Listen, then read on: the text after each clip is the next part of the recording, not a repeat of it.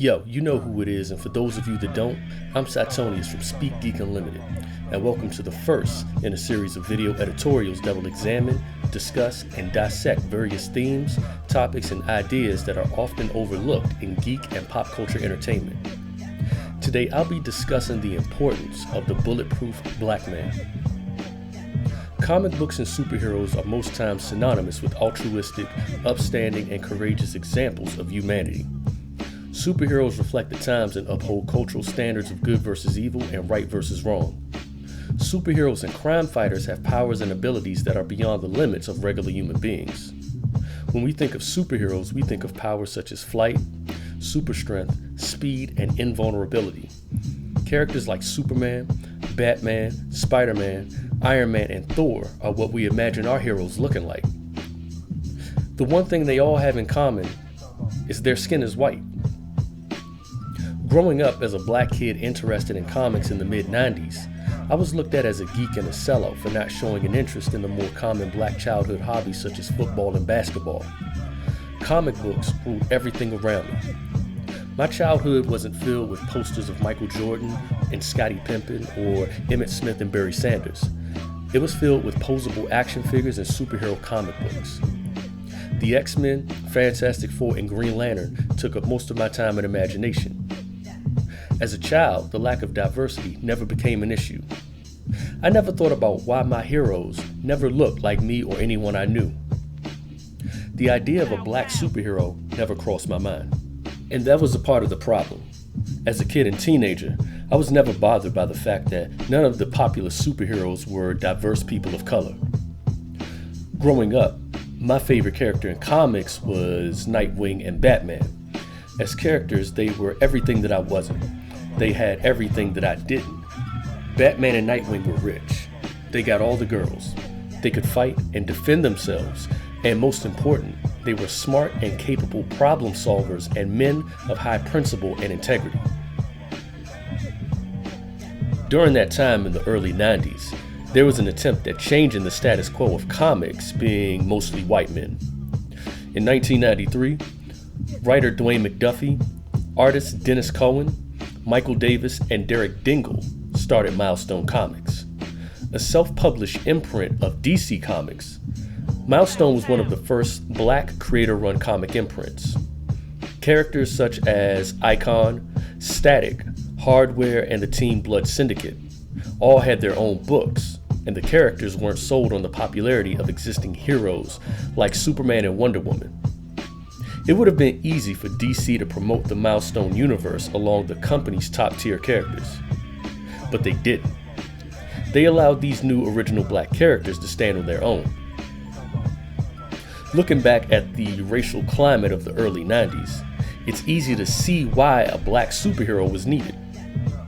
Milestone was started in 1993, 1 year after the Rodney King beatings and the LA riots. Racial tension in America was at a boiling point. Also consider the fact that hip-hop was becoming mainstream. Around this time, and it becomes apparent that this was the time for a prominent black superhero to take center stage. Unfortunately, comic readers didn't seem to agree, and Milestone folded 3 short years later. The lack of promotion, low sales, and no love from the mainstream seemed to be the main factors that led to Milestone's failure. For some, the idea of an unapologetically black superhero was a foreign idea and had no place in the superhero community. The problem with this train of thought is that black superheroes have been there from the start. In 1947, there was a small press company known as All Negro Comics.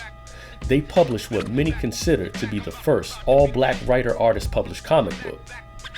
Starring the character Ace Harlem, a detective from an unnamed city with no superpowers, just charm and intellect, and the character Lion Man, who was a college student scientist who was sent to Africa to guard the largest uranium mines. Lion Man's powers were peak human agility, athleticism, and strength. 20 years later, Marvel would use this as the foundation for the character T'Challa, the Black Panther. Created in 1966 during the height of the Civil Rights Movement by Jack Kirby and Stan Lee, Black Panther made his first appearance in Fantastic Four issue 52.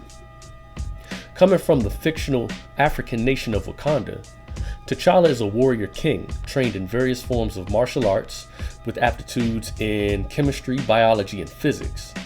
And he is also one of the richest men in the world.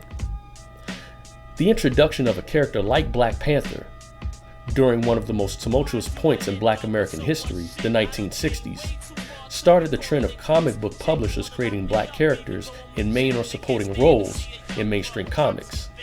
In the 1970s, Black America was headed into the post-civil rights era. Many Blacks were being drafted into the Vietnam War. This began the era of single Black mothers. Many Black men who were drafted into the Army came back home with post-traumatic stress syndrome, developed drug addictions, or the women that they left behind found solace in draft dodgers. Some of the men who avoided active military duty became pimps and drug dealers. In entertainment, the Black male identity was solidified by a subgenre of film called blaxploitation. The genre was first introduced by filmmaker Melvin Van Peebles in a 1971 film called Sweetback's Badass Song. The film is credited with being the first blaxploitation film. Blacklisted by Hollywood, the film was an unapologetic story of a man trying to fight against white supremacy. 1 year later, in 1972, Marvel Comics created Luke Cage, a character directly influenced by the blaxploitation movement. Carl Lucas, aka Luke Cage, was the victim of a prison experiment gone wrong. Given steel hard skin and super strength, Luke Cage is the first bulletproof Black man in comics. This is incredibly important. Black heroism and strength in American society is something that is often overlooked and underappreciated. Black men and women in particular deal with a peculiar issue of racial identity crisis in America. We are often in positions where we must subvert our racial identity to satiate the white mainstream dominant society. We mustn't make too much noise or we're deemed as uncivilized and ghetto. We mustn't speak on issues of race or we're seen as ungrateful and unpatriotic. We can never be too sexual or reviewed as sexual deviants. And we cannot be portrayed as heroes because that's not who we are to the dominant society. The importance of the bulletproof Black man in today's climate of racially driven police executions and blatant disregard for Black life is paramount. The modern identity of a Black person is steeped in hedonistic nihilism. The glamorization of self-destructive pleasure helps to erode any positive residue from the civil rights movements of the 50s, 60s, and early 70s, making it harder and more unlikely to associate Blackness with heroism. I'm not stating that the hedonistic nihilism is the whole of Black identity. The issue is that the dominant society has warped the image of Black culture, and we have become willing participants in its downfall. As a culture, Blackness is diverse and progressive. Our heroes need to not only reflect that, but be celebrated for it. Characters like T'Challa the Black Panther, Black Lightning, War Machine, Storm, Bishop, Static, Spawn, and Luke Cage have always had a place in comics. That place, unfortunately, is mostly underpromoted or in a second-class position. In many instances, characters of color are sidekicks, racial stereotypes, or muted versions of pre-existing characters. Creative autonomy is the first step in achieving the goal of the bulletproof Black man. Miles Morales is not progressive. Iris West as a Black woman is not progressive. These are just attempts at pacifying an audience so easily trained in bare minimums. True progress is not an alternative Black Spider-Man. It's an original Black equivalent whose identity is rooted in its Blackness and has done so unapologetically. With Netflix's Luke Cage arriving Friday, September the 30th, I think the success of the show will help to usher in a new wave of opportunities for Black heroism to be celebrated. With a character like Luke Cage, who is unapologetically Black and who speaks to Black culture, this becomes the standard, the goal to rise to. Luke Cage is a character who cannot be rebranded as a white character, and that's why he is important. Black Panther is a character who cannot be rebranded as a white character, and that's why he is important. Seeing as entertainment is always reflective of the social and political climates of mainstream culture, this is a very telling experience of Black people in America.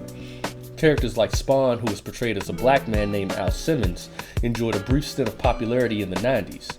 Spawn was dark and edgy and powerful, but as a character, is Spawn a relatable black character?